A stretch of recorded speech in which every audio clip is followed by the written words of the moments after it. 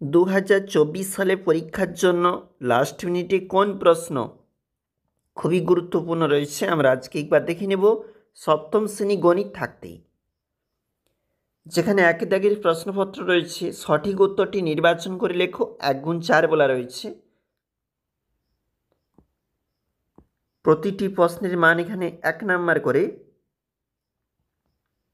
একটু নিচে চলে যাব, যেখানে আমাদের পরবর্তী প্রশ্নগুলো রয়েছে।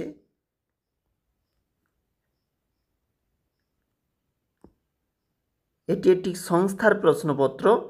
2 দাগের প্রশ্ন দেখো, যে কোনো দুটি প্রশ্নের উত্তর দাও। 2 গুণ 2।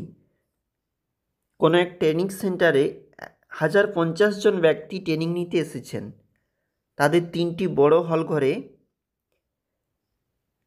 11:13:3.1/2 অনুপাতে বসতে দেওয়া হয়েছে। প্রতি হল ঘরে কতজন বসবে হিসাব করি।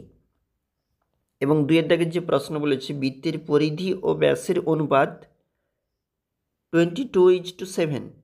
যে বৃত্তের ব্যাসের দৈর্ঘ্য 2 মিটার 1 ডেসিমিটার, সেই বৃত্তের পরিধি হিসাব করো। অবশ্যই গুরুত্বপূর্ণ থাকছে লাস্ট মিনিটে। পরের পেজটা দেখো, সুহাসবাবু তার মাসিক আয়ের 66.23% খরচ করেন। যদি তিনি মাসে 3250 টাকা খরচ করেন তবে তার মাসিক আয় কত হবে।